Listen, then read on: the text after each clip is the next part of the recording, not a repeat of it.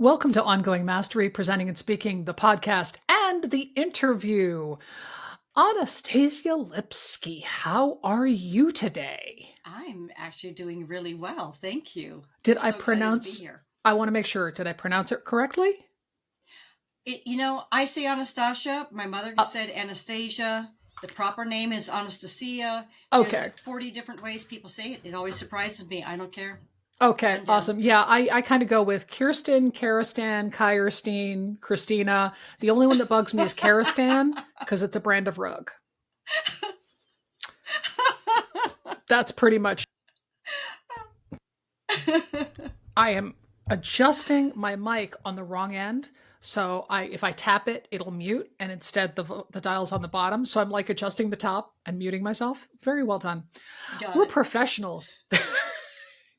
So tell everybody in the audience what you do for a living.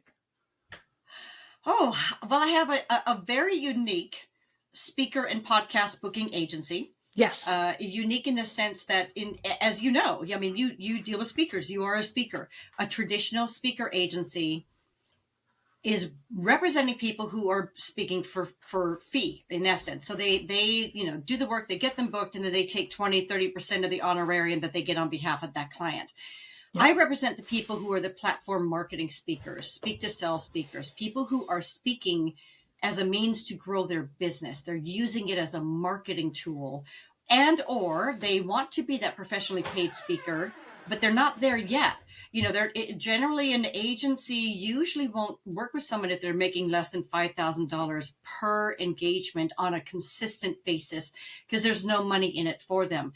So, that free to fee, that whole space, and the people who are speaking as a marketing tool don't have representation. They either have to do it themselves or maybe they hire a VA, but it's not the only thing that the VA does. This is all we do. Awesome. I've been doing it for some time now. I personally have booked, not just my agency, just me. I've booked more than 1,600, almost 1,700 engagements on behalf of my clients. So that's, and we'll be talking about ongoing mastery, time in, boots on the ground. The experience is really what helps support a person through that. So that's what I've been doing for years. And then March of 2020 happened. And everything was gone. I lost everything overnight. Every email was a cancellation because all I had booked were in-person speaking engagements. The only other free speaker agency I knew of closed her doors in April of 2020. So I had the chance to either let it go or embrace the pivot word of 2020 and start booking podcasts for my grounded speakers. So my clients are using it as a marketing tool, and it's one of the best marketing tools they have. So now they've lost that marketing tool. And though some of them had asked if I could book them on podcasts in the past, and I always said no because I didn't have the bandwidth for it, then all of a sudden, like, what do I have? I know, podcasts. Podcasts always were virtual, always will be virtual. And the interesting thing is now I'm booking my clients again, back to speaking, in person, virtual. And all those that said yes to having me book them on podcasts are still doing podcast interviews to help them with their speaking business and grow their business. So it's just turned into a bigger part actually of what I do now, because there's a broader reach. I was very limited in who I could represent geographically. There are other types of limitations. So the podcast booking is actually a bigger part of my business now. And then the other thing I do is I do consulting. And that's where I just help people with their branding, making sure that they're showing up in such a way that they're likely to get booked as a speaker. Are they seen as a speaker? Do they really embody that idea of I am a speaker? And to your people who are listening right now, I mean, they're speakers, right? This is your audience. The question is how are you showing up when someone meets you for the first time and they, ask you, what do you do? Do you say speaker? In your description of yourself? Is it in your email signature? Even better, in your email signature, does speaker link to your speaker page on your site? Like, are you being loud and proud about that aspect of yourself? So I find like a lot of people, they'll talk about who they are and what they do. Oh, and I speak. No, I'm a speaker. I speak on this subject, which is my passion and what I do. And that changes everything. But the branding is important. Everything from how LinkedIn, your one sheet, all of that. And then so I help them also with podcast guesting too, because people get the two confused. And sometimes they think that, a one sheet for podcasting is going to help them with speaking, or maybe they'll do a podcast one sheet and not realize that you want different content in there. So you can do a hybrid that covers for both. You can do one for each. You can get booked on a podcast with a speaker one sheet. You cannot get booked to speak with a podcast one sheet. I'm going to stop you right there because there are people who are speakers, but they're either new to the world or they are primarily X and they also speak professionally in that role, who may not know what a one sheet is. So please explain how a one sheet works. Thank you. Thank you. So a one sheet is in essence a document that is your media kit. But it's referred to as a one sheet because ideally it is just one page that's converted into a PDF. So although some people will go to 2 pages, if you have enough content and you've been speaking long enough, and 2 pages is fine. When you start getting anything beyond that, you're going to lose the attention span of the people that you want to consider you. So this is in essence a document that's going to talk about you as a speaker or you as a podcast guest. It is not to have testimonials about how great you are at what you do in your business. And that's one of the biggest mistakes that I see people making when they create these one sheets to promote themselves. They're getting testimonials about their work. They're not, or they'll have logos of the companies that they've worked with. Unless you have spoken to those companies, you don't put them on your one sheet because that's not being authentic. So an event planner, a speaker chair, the meeting planners, the people who are going to be selecting amongst the various options of speakers, they're going to look at those things and they will judge you by the caliber of that document. So you may be the most qualified speaker out of 5 people that they're considering, but I will tell you that they will pay attention to the person who shows up as a pro. So it's important, yes, Canva's great. We can do our own, all that kind of stuff. But I've been in this industry for a long time. I know how to use Canva, and I've paid someone to do my one sheet. It's important enough for me to have it professional. Another mistake that I see people making is that on the one sheet, they sometimes will highlight their name at the top as being the biggest thing. And really, you almost want your name to be secondary.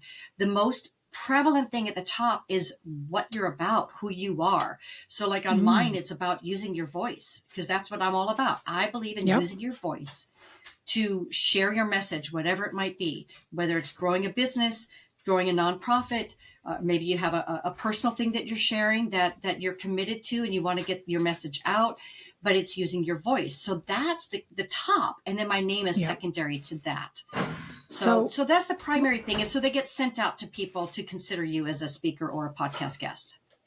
So let me ask you this. When people are putting themselves out there as speakers, and I'm going to lean a little bit in this part to the newer speakers. Sure. What are the common mistakes that you see people making when they pick the topics that they're putting on their one sheet? Because I have a whole list in my head. So I'm curious what yours is. Okay. So the very first thing is the topic not being related to the audience that you want to get in front of. So the assumption, of course, is that you are speaking for a purpose. Okay. In particular, if you're paying someone like myself to get you booked to speak, you want to make sure that there's a potential ROI, your return on investment of your money and time. But even if you're not paying someone to do it, your time is valuable. So if you are speaking to the wrong audience, they're not going to resonate with you. You're not going to get any pickup. You're not going to get people that are going to want to connect with you after the fact. But it also is going to make the meeting planner look bad if they brought you in and you are their speaker that they in essence hired or brought in for free, but they still booked you. They're going to be judged by the caliber of the speaker that they're bringing in, and that makes them look really bad. Now, that would be on them, I will say, also for not doing their due diligence. But nonetheless, you just want to make sure you're in alignment. That's the number one thing that I see people, because we could I could talk about type 1 diabetes and what it's like to be a parent of a child who has that. I want to get out there and talk about that, but I'm not going to be doing that strategically and using my one sheet about me as a speaker to be talking about, what I speak on for my profession, and then going out there and talking to parents or people about that topic. So you want to be careful. We could talk about a lot of things, right? I mean, I suspect even if some of your people are newer to speaking, I bet they know their industry. I bet they know what they do like the back of their hand. Oh yeah. So how do you convey that? And how do you convey that you're good at this, and that you have credibility, that you have the street cred in essence to be up there talking about this particular subject. So that's the number one thing. And also compelling topics, just writing it in a way that it's going to be of interest. These people don't have a lot of time. They are going to judge you in a split second. In fact, I've even done I have a very old vlog on my site on how to write a compelling topic, because what you want to keep in mind, and coming back to the fact that these people are being judged by who they bring in, but they're also being judged by the fact that they're in many cases selling tickets.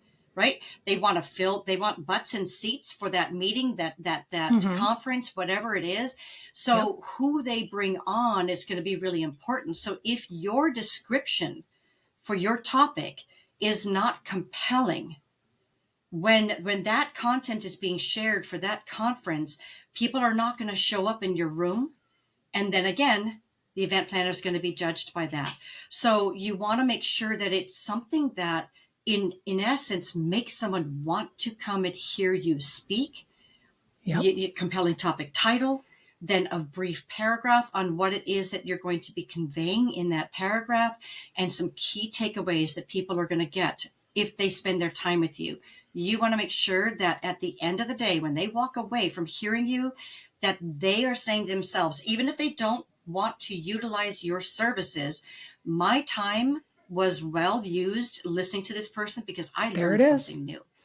There it is. The value. Audience first, the value. And I love that you brought this up. So many speakers, experienced, new, the whole gamut, and you've seen this. They do not recognize the role of the event planner and what their role as a speaker is in relation to that event planner. What would you advise people who are doing events and are dealing with event planners for the first time? What do you think what would you give as the first few pieces of advice? Okay. Number one, don't be a diva speaker. Yes. Number one. Thank you. Yes. Okay. That's it. Whether you are speaking for free, okay, or getting paid buku bucks, okay? Sometimes people have this attitude that, hey, they should be rolling out the red carpet for me and bending over backwards to have me there because they're not paying me. And I'm all that. Yeah. Okay? Sorry, that was an unattractive snort I just gave. But the reality is, what you got to keep in mind, this is it may seem like a huge world, but it's not. Event planners talk to event planners. Podcast hosts talk to podcast hosts.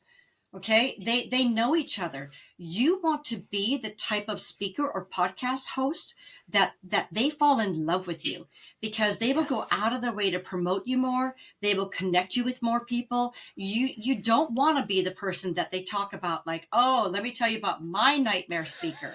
Okay, so number one, don't be a diva speaker. Don't be asking for them to go out of their way to do things. Like, I even knew someone who would ask Rotary clubs if they would print her handouts for her. And Wait, I I'm just sorry. I'm sorry. Astounded. Rotary clubs. Rotary clubs. Yes. Rotary clubs. Yes. And I'm like, yeah. Oh, hell no. No. So you come prepared. Okay. So number one, you don't be that diva speaker. You get them what they need on time. Don't ever make.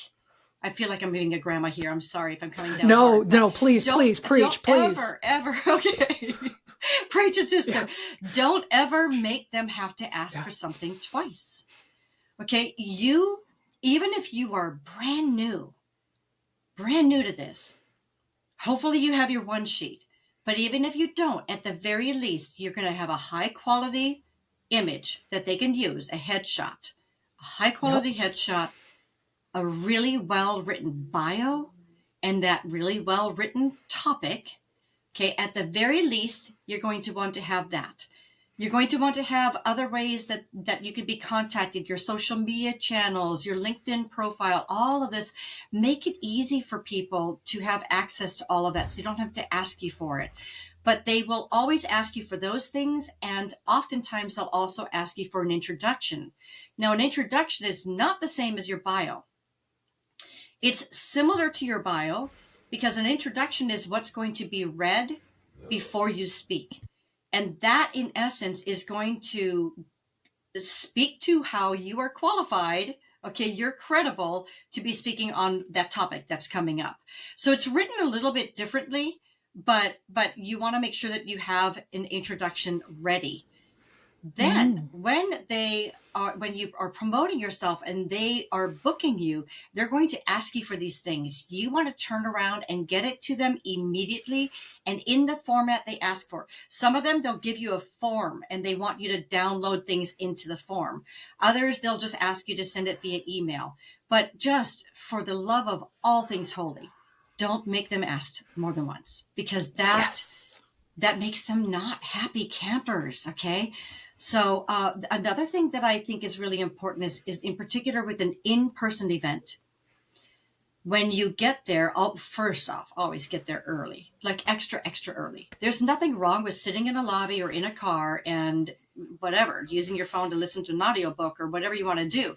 But you just never know when there's going to be a horrific accident or something like that. Always have the mobile number of the person that you have been working with that's going to be at the event with you on your body. Not if there's an accident and you're in a car, you want to literally have that printed next to you, that you can just grab it and you can call them or text them and say, I'm coming.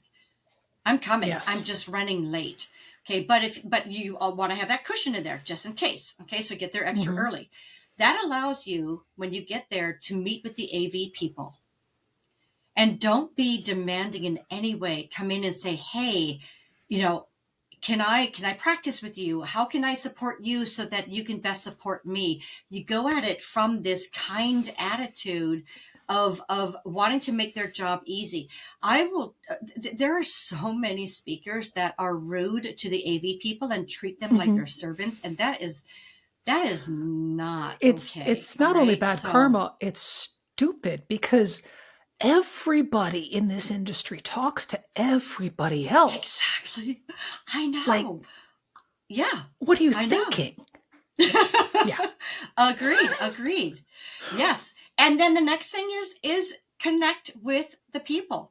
So event planners love it when a speaker connects with people. They're mingling as people are coming in. They're saying hello. They're introducing themselves. pay attention. So now that, I know you're asking more about things that you can do to support the event planner, but and that does, but I'm also going to talk about the value of being on the stage and how much better it's going to go when you've connected with those people ahead of time. And in particular, if you can remember the name of just 2 or 3 people and something about them that you were talking to them about. Like, I don't know, you're talking to John and he's talking about his new, South African Mastiff puppy that he got. Okay. And then you're on the stage and there's something that comes up in your presentation that you can pull in a puppy or something new or something that how your life can be completely thrown out of whack when you get a new puppy like John here, who just got a South African Mastiff, and maybe he's only 50 pounds now, but he's going to be 180 pounds in a year. When you do that and you say something personal and you say that person's name, everyone in the room pays attention. It's like E.F. Hutton talking, like because they zone in because you cared enough to remember his name and something personal about him. Oh, this is gold. It's gold. This is all perfect. Oh, I'm so glad. I want to ask one more question, and I want to tee it up because I know that this is something we could talk about forever. But what I notice, and I'm sure it drives you nuts too, is the number of speakers who are not aware that if they are supposed to speak from 2 to 3, their time does not start at 1:45. So if I'm scheduled to speak from 2 to 3, Anastasia, when does my time as a speaker start? Well, your time as a speaker starts when it starts. Okay, you want to get there early. So you definitely want to get there early. Show up beforehand so you can be connecting with people and be prepared. But your presentation starts when they say to start, and it, by golly, ends when they say it ends. So you don't go over, you honor the time. It's very, very important that you do that. And don't ever say, I wish I had more time to talk about this, because then that makes the event planner look bad, like they didn't give you enough time. That's not appropriate either.